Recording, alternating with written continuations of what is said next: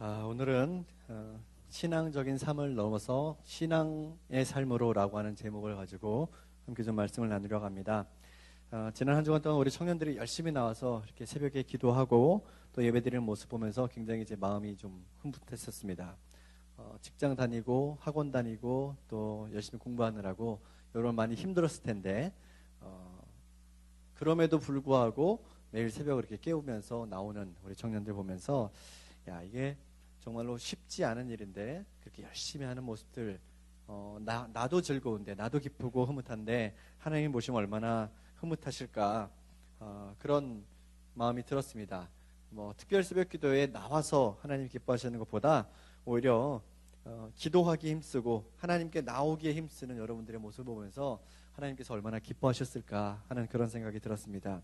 어떤 청년은 새벽에 이렇게 말씀을 듣는데 앞에서 이렇게 보통 다른 어떤 큰 교회들 보면은 유명한 목사님들이 나와서 막 설교를 하시고 하는데 목사님이 이렇게 나와서 설교를 하실 때 목사님은 전혀 보이지 않고 하나님의 말씀만 이렇게 들리는 것을 경험했다라고 하면서 우리 교회가 참 좋은 교회다라고 하는 그런 고백을 하는 걸 들으면서 정말 우리 교회가 좋은 교회였었구나.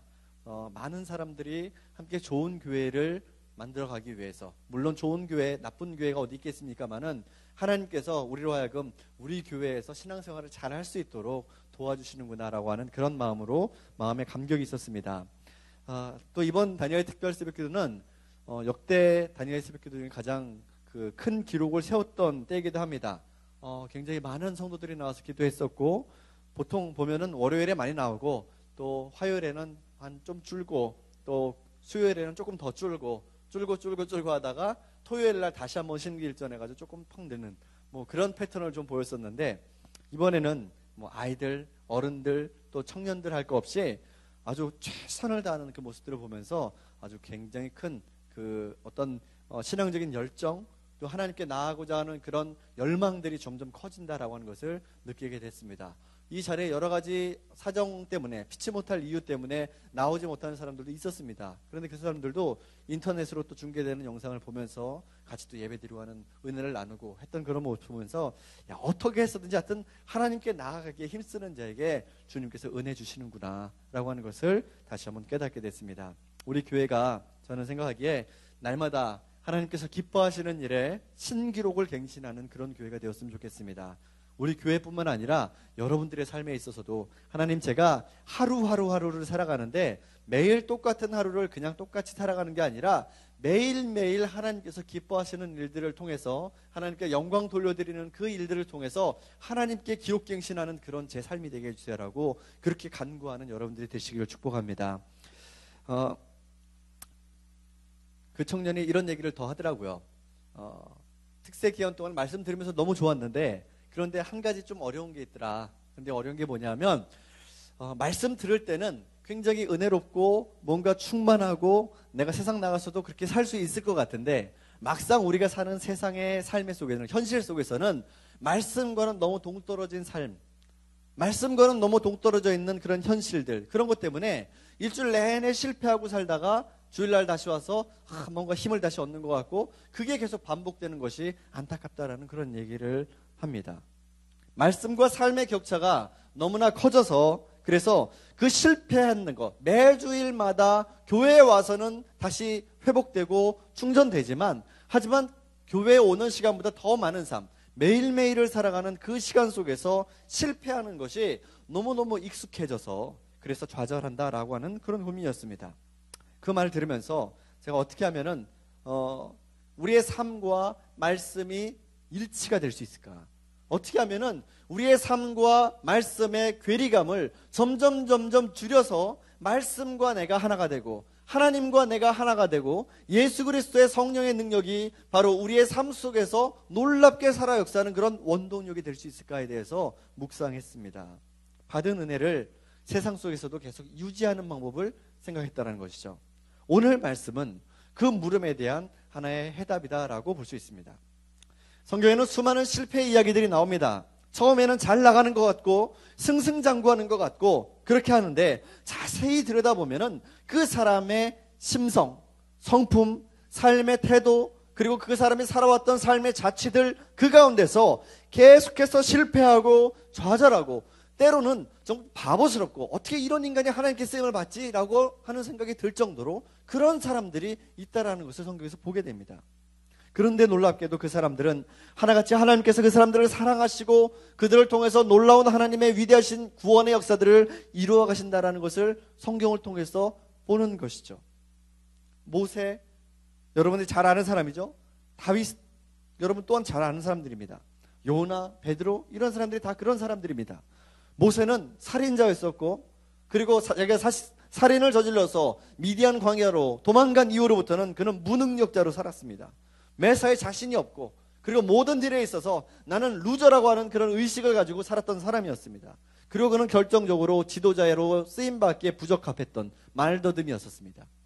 다윗은 어땠습니까?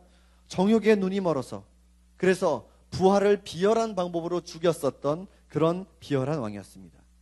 요나는 어땠습니까? 하나님의 선지자였었는데 그는 고집쟁이였습니다.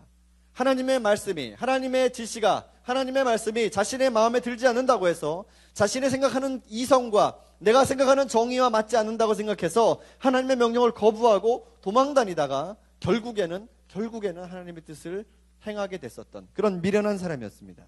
베드로는 어떻습니까? 욱하는 성격 때문에 굉장히 여러 사람들을 곤란하게 만들었던 사람이 아니었습니까? 더군다나 그 욱하는 성격에 개념 없는 행동에 배신까지 했던 사람이었습니다. 그런데 이들은 그들의 이런 연약한 삶의 모습에도 불구하고 하나님께서 이들을 통해서 위대한 일들을 하도록 만드셨던, 놀랍게 쓰임받았던 사람들이 바로 이런 사람들이라는 것이죠. 이들을 볼 때 하나님의 백성들에게 있어서 실패라고 하는 것, 매일매일에서 삶에서 경험하는 그 실패라고 하는 것은 그냥 실패하고 넘어지고 쓰러져서 자꾸 퇴보해 가는 것이 아니라 한 걸음 더 나아가기 위한, 하나님께서 인도해 가시는 그 놀라우신 섭리 가운데로 나아가기 위한 그 하나의 발판이 되고 전진할 수 있는 추진력이 되어줄 수 있다라는 것입니다.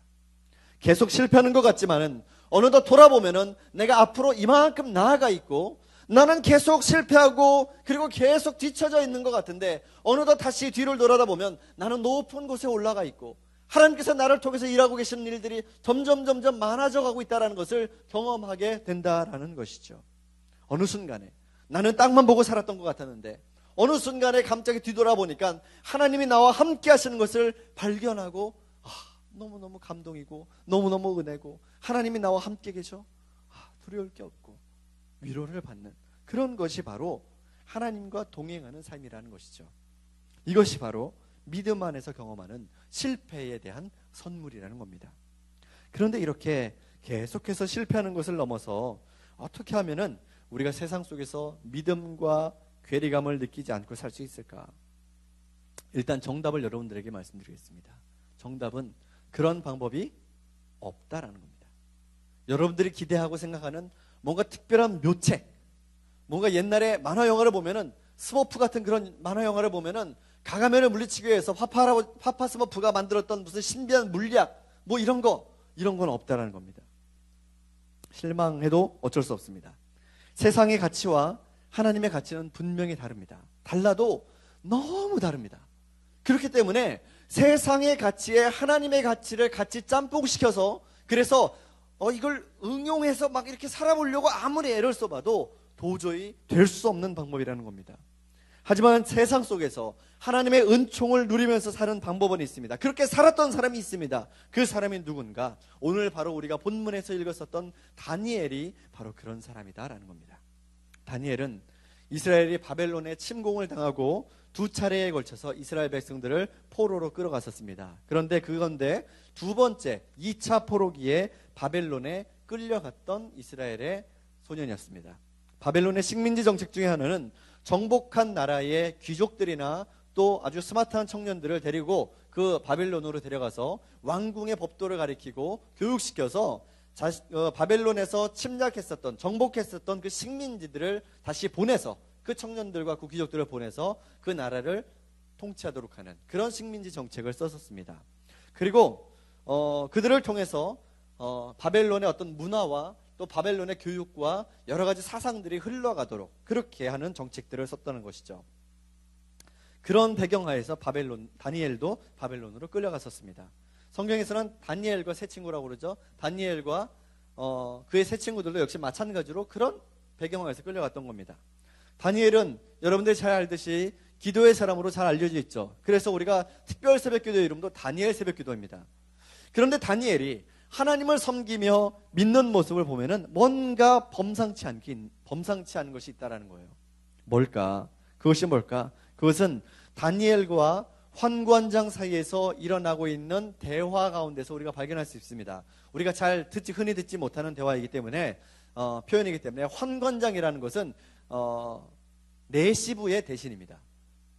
왕의 내시는 알죠, 여러분? 네. 모르세요? 내시 알잖아요. 모르는 척하고 그래요. 알잖아요. 반응을 보여주세요. 내시부의 제일 최고 수장입니다. 자, 다니엘이 이렇게 얘기합니다. 나는 왕의 음식과 포도주로 나를 더럽힐 수 없다. 그러니까 그건 먹지 않고 나는 채식하게 해줘라. 이렇게 이야기합니다. 그랬더니 환관장이 야, 나는 왕이 두렵다. 만약 너희가 채식만 하다가 얼굴이 초췌해지면 나는 끝장이다. 그렇게 얘기하죠. 다니엘이 뭐라고 합니까? 한번 열흘만 테스트해보자. 그래서 채식한 자들과 왕의 음식을 먹은 자들이 비교해서 초췌해지면 그러면 환관장 당신의 말을 듣겠다. 뭐 이런 대화입니다. 자, 다니엘이 이 환관장과 함께 딜을 하는 겁니다. 그런데 그 가운데 하나님의 도우심이 있었어요. 9절 말씀에 보니까 하나님이 다니엘로 하여금 환관장에게 은혜와 긍휼을 얻게 하신지라 라고 했어요. 요 포인트를 놓치면 안 됩니다. 다니엘이요, 믿음을 가지고 하나님 앞에 담대하게 구했어요. 그리고 환관장에게 나가서 부탁했습니다. 그랬더니 부탁하기까지 고민하고 망설이며 이거 안 들어주면 어떻게 하지? 내가 이거 얘기했다가 괜히 잘리면 어떻게 하지? 내가 괜히 이거 막 부탁했다가 나만 미움받으면 어떻게 하지? 그런 고민하지 않고 환관장에 가서 이야기했다라는 것이죠. 첫 번째 포인트는 바로 여기 있습니다. 첫 번째 포인트 바로 무엇이냐? 망설이지 않고 믿음을 가지고 도전하라는 겁니다. 다니엘이라고 두려운 마음이 없었겠습니까? 만약에 내가 이런 말을 했다가 환관장에게 했다가 건방지다고 찍히면 어떻게 될까? 내가 무슨 엘리트라고 선발돼가지고 이 바벨론 백성도 아닌데 나는 포로로 잡혀온 사람인데 포로로 잡혀온 주제에 잘났다고 막 내가 내 신앙 지게 했다고 막 이거 이렇게 해달라고 왕이 내리는 음식을 내가 거부하고 나는 풀만 먹고 살겠습니다라고 그렇게 얘기했다가 야, 니 잘났다 너는 죽어라 그냥 확 이렇게 되면은 야, 너 어떻게 해야 될까? 너 같은 놈들 궁중 안에 많이 있으니까 너 필요 없어. 가라. 쫓겨나면 어떻게 해야 되지? 이런 갈등이 왜 없었겠냐는 말이에요. 하지만 다니엘은 믿음으로 도전했어요. 바로 그때에 하나님께서 도우셨다라는 거예요. 너무 뻔한 얘기고 너무 잘 아는 이야기지만요, 우리는 이 이야기를 성경에서 다니엘만 하는 줄 알아요. 다니엘이니까 그렇게 했었지. 믿음의 사람이었으니까, 다니엘은 신실한 하나님의 사람이었으니까 그렇게 했었지. 근데 여러분들은 어떻습니까? 여러분들은 하나님을 믿습니까? 여러분들에게 믿음이 있습니까? 여러분들에게 하나님이 나의 주님이라고 고백하는 그런 마음이 있습니까? 그런데 왜 못합니까? 저는 가끔 믿음의 선조들이 믿음을 가지고 무모한 도전들을 하는 거 보면서 야, 정말 이렇게까지 하는데 하나님이 안 도우시면 안 되겠다, 그런 생각합니다. 정말 무식하게 합니다. 다니엘 보십시오. 환관장의 말 한마디면 감옥에 갈 수도 있고 죽을 수도 있고 엄청난 부당한 대우를 받을 수도 있는 그런 상황인데, 그런데 다니엘은 그거 두려워하지 않았습니다.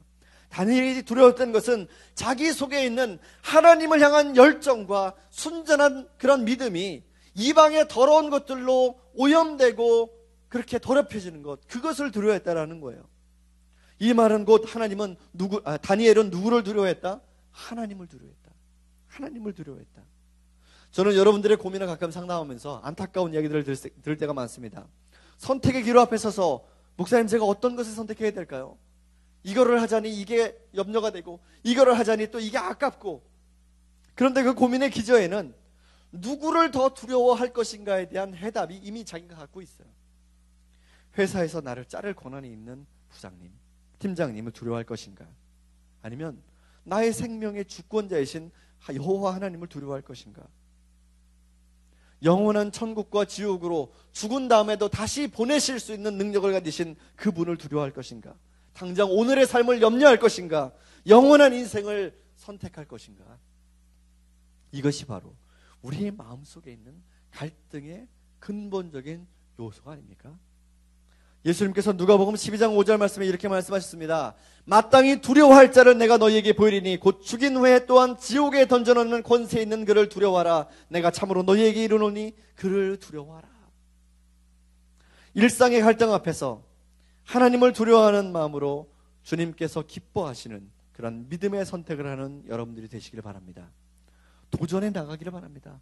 여러분 맨날 준비하다가 언제 도전합니까? 맨날 준비만 하고 있다가 언제 여러분들에게 기회가 주어질 줄 알고요. 여러분 매일매일 순간순간마다 도전하십시오. 믿음으로 도전하십시오. 반드시 하나님께서 도우실 줄 믿습니다. 아멘. 두 번째 포인트, 지혜를 주시는 하나님께 의지하라는 겁니다. 간혹 보면 자기 마음에 들지 않는다고 해서요, 인격적인 모든 관계들을 다 무시하고 아주 무례하게 행동하는 사람들을 봅니다. 그 사람들이 어떤 능력을 가지고 있건 간에 또 어떤 배경을 가지고 있건 간에 일단 그 사람은 인간의 길을 포기한 것과 다름없다라는 거예요. 왜? 사람과 사람 사이에는 뭐가 있다? 그 사이에는 하나님이 계시는 거예요. 그 사람의 속에는 하나님의 형상이 있어요. 그런데 모든 인격적인 관계를 다 무시하고 내 마음에 들지 않는다고 해서 무례하게 하고 막 어그레시브하게 막 이렇게 대한다고 하면은, 그러면은 이미 그 사람은요, 이 상대방 마음속에 있는 상대방의 그 존재 안에 있는 하나님의 형상을 다 그냥 무시하는 거예요. 곧 하나님을 무시하는 사람과 마찬가지라는 거예요. 그렇기 때문에 우리는 지혜롭게 이 모든 일들을 행해야 돼요. 어떻게 해야 될까? 다니엘이 왕궁의 음식으로 자신의 신앙을 더럽히지 않기로 결심했습니다. 그러면 두 가지 방법을 선택할 수 있습니다. 하나는 단식을 하거나 아니면은 특별식을 요청하거나, 둘 중에 하나입니다. 단식을 하는 것은 다니엘 스스로 결단해서 당장이라도 할 수 있는 일이었습니다. 그런데 이 방법은 오래 할 수 있을까요? 어떨까요, 여러분? 단식을 오래 하면 어떻게 됩니까? 죽지요. 오래 할 수 없는 방법입니다. 그러면 다니엘이 자신의 믿음을 지키고 신앙을 지키면서 오래 할 수 있는 건 뭡니까? 두 가지 방법이 있다고 그랬잖아요. 하나는 단식하는 거, 또 하나는 특별식을 요청하는 거. 다니엘의 신분이 뭡니까 지금? 포로잖아요. 포로. 무슨 뭐 엘리트로 뽑혀가지고 내가 무슨 영재 교육 받으러 거기 왕궁에 들어갔어요? 아니에요. 포로로 잡혀왔어요. 자, 그런데 이거는 여러분 그냥 상식적으로 생각하기에 실현 가능성이 높습니까? 낮습니까? 거의 없는 거죠. 나 포로로 잡혔는데 나 이거 먹고 싶다고 해서 이거 달라고, 그 말이 됩니까? 거의 실현 가능성이 없는 겁니다. 그런데 다니엘은 이 방법을 선택했습니다. 그런데 이 방법을 선택하기에 앞서서 다니엘이 무례하게 하지 않았다라는 거예요. 개역개정 성경에서는 이 말의 뉘앙스가 잘 느껴지지 않는데 공동번역 성경에 보면 이 뉘앙스가 잘 느껴져요. 8절 말씀을 보니까 다니엘이 내무부 대신에게 청하였다라고 그랬어요. 이 청했다, 부탁했습니다. 9절에 보니까 하나님께서 다니엘이 내시부 대신에 사랑과 귀여움을 받게 해주셨다. 은혜와 사랑을 받게 하셨다라고 그랬잖아요. 개역개정에는. 그런데 완전 확 와닿죠. 사랑과 귀여움을 받게 해주셨어요. 10절 보니까 내무부 대신이 다니엘에게 사정했다, 부탁했어요. 매달려서 애원했어요. 11절에 보니까 다니엘이 내시부 대신에게 다시 청했다. 여러분 보십시오. 무례하게 하지 않고 간곡하게 부탁했어요. 다니엘이 환관장 내시부 대신에게 겸손하게 부탁했어요. 그랬더니 하나님께서 어떻게 만드시냐면 관계의 역전을 이루시는 거예요. 다니엘이 환관장에게 막 무례하게 하고 나는 더 이상 이거 먹지 않겠다라고 막 버리고 그러고 나서 굶었다고 한다면 오래 가지 못했을 겁니다. 아마 아주 비참한 말로를 맞이했을지도 모르겠습니다. 그런데 다니엘이 환관장에게 무례하게 하지 않았어요. 잘했어요. 잘 대했어요. 그리고 부탁했어요. 간곡하게. 그랬더니 하나님께서 이 관계의 역전을 이루어오시는데 환관장이 오히려 다니엘에게 와서 야, 이거 안 먹으면 안 되냐? 이거 너 얼굴이 초췌해지면 난 끝장나는데 너 나 좀 한번 봐주면 안 되냐? 이렇게 사정하는 관계로 관계가 역전됐다라는 거예요. 자, 다니엘이 청하였던 관계가 다니엘에게 사정하는 관계로 바뀌고 그들의 지위가 바뀌었어요? 그렇지 않았습니다. 그들의 입장이 변했습니까? 그들의 위치가 변했습니까? 그렇지 않습니다. 이 변화는 누가 이룬 겁니까? 하나님께서 이루신 거라는 거예요. 사람과 사람의 관계는 본디 겸손과 온유함으로 하는 것이 맞습니다. 무례함과 과격한 우격다짐으로 한다고 하는 것, 이것으로는요 결코 선을 이룰 수 없다라는 거예요. 겸손과 온유함으로 한다는 말은 무조건 양보하고 무조건 희생하고 그런 얘기가 아닙니다. 지혜롭게 일을 해결하는 것, 이것이 바로 겸손과 온유함의 키라는 거예요. 지혜는 어떻게 얻습니까? 지혜의 근본이 어디에 있는지를 알고 구해야 됩니다. 엄한 데 가서 지혜를 얻으려고 하면 안 됩니다. 여러분, 지혜는 어디에 있습니까? 지혜는 하나님께로부터 오는 겁니다. 지혜는 잠언 2장 6절 말씀 보니까 대저 여호와는 지혜를 주시며 지식과 명철을 그 입에서 내심이며 라고 그랬습니다. 지혜가 누구에게서 온다고요? 여호와 하나님께로부터 온다고요. 그러면 어떻게 하면 하나님께 지혜를 얻을 수 있을까? 잠언 1장 7절 말씀 우리 같이 한번 읽어볼까요? 시작.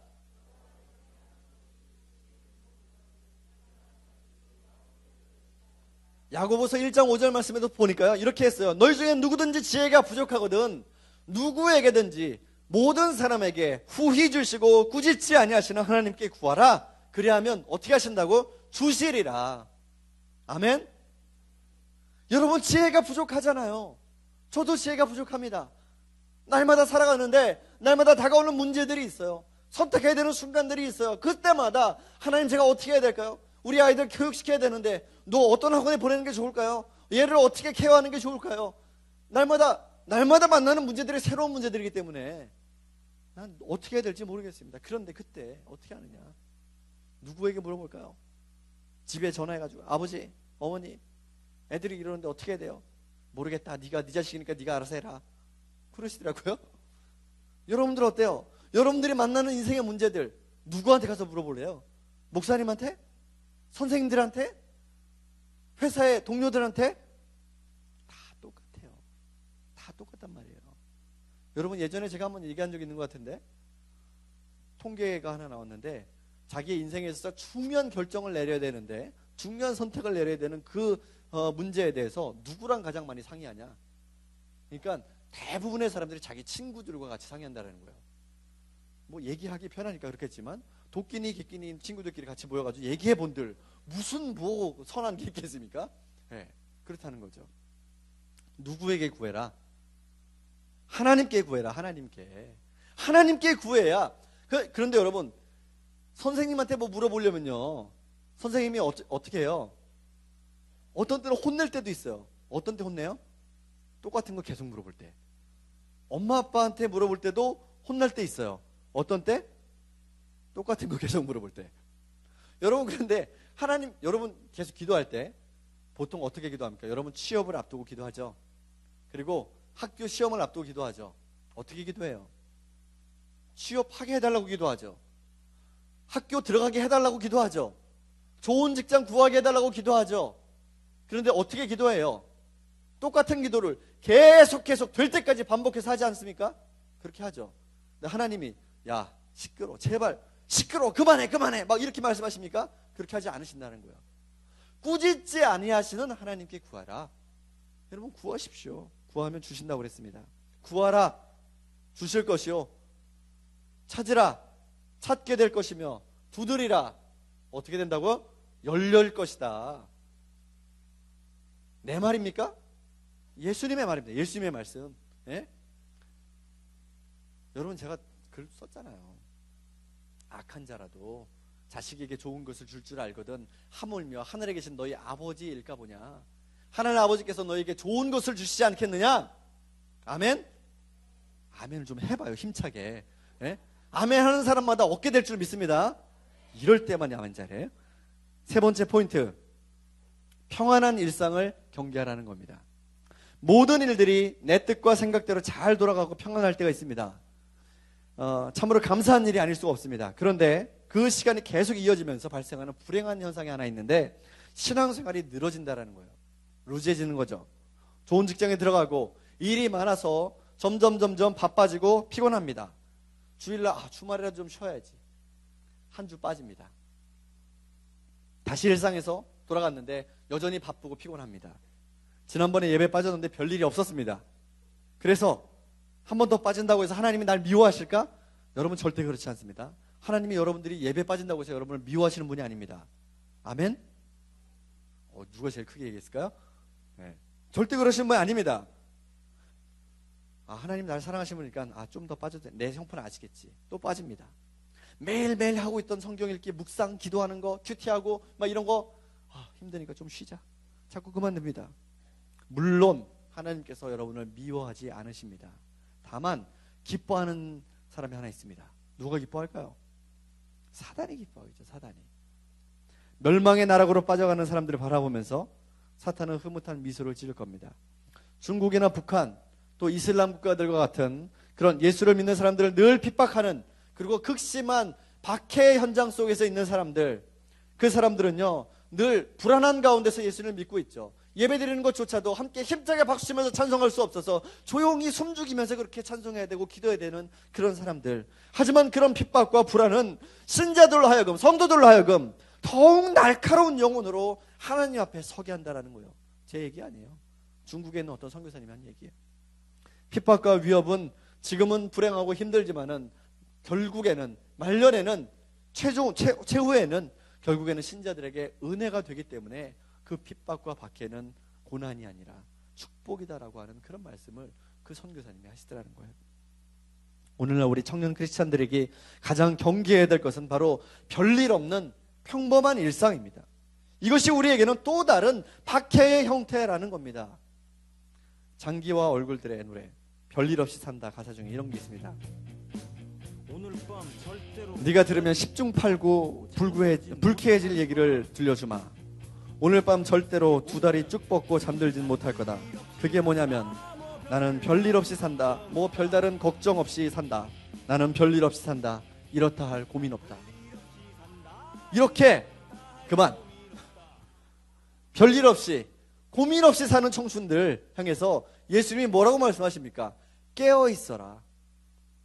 겟세마네 동산에서 기도하실 때 뭐라고 예수님이 말씀하셨습니까? 제자들에게 너희가 깨어 있어라 라고 이렇게 말씀하셨어요. 너희가 한시도 깨어 있지 못하느냐. 겟세마네 기도에서는 예수님께서 십자가의 고난을 앞에서 내가 하나님의 말씀에 순종해서 내가 이 십자가를 질 것인가, 아니면은 불순종하고 십자가의 고난을 피할 것인가. 아버지요, 주님께서 가능하시다면 내가 이 잔을 피하게 해주십시오. 쓴 잔을 피하게 해주십시오. 그렇게 눈물로 기도하지 않으셨습니까? 그런데 그 양갈래 선택 앞에서 기도할 때 예수님께서 뭐라고 말씀하셨다고요? 깨어 있어라. 마태복음 24장 42절 말씀 같이 읽어봅시다. 시작. 그러므로 깨어 있으라. 어느 날에 너희 주가 임할는지 너희가 알지 못함이라. 마가복음 13장 35절 말씀. 그러므로 깨어 있으라. 집주인이 언제 울는지, 혹 저물 때일는지, 밤중일는지, 닭 울 때일는지, 새벽일는지 너희가 알지 못함이라. 아멘. 몰라요. 몰라. 언제 하나님의 뜻이 내 삶 가운데 임하게 될지, 언제 성령님이 내 삶 가운데서 나를 이끌어 가실지 여러분 알아요? 나라고 알까요? 몰라요. 몰라. 그래서 우리는 어떻게 해야 된다고요? 깨어 있어야 된다. 여러분, 시대를 분별하는 영의 눈을 뜨기 바랍니다.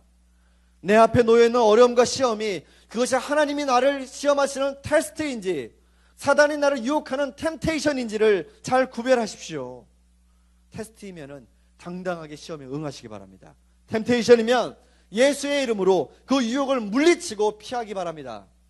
말씀을 정리합니다. 말씀과 현실의 격차를 줄이는 방법 오직 하나밖에 없습니다. 신앙적인 삶을 사는 것이 아니라 신앙의 삶을 사는 것, 믿는 척하면서 사는 것이 아니라 믿음으로 사는 삶, 그것이 바로 현실과 말씀의 격차를 줄이는 유일한 방법임을 여러분 믿으시기 바랍니다.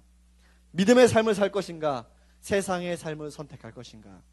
하는 척하면 여러분 아마 계속 괴로울 겁니다. 계속 거짓말해야 되고 자신을 속여야 됩니다.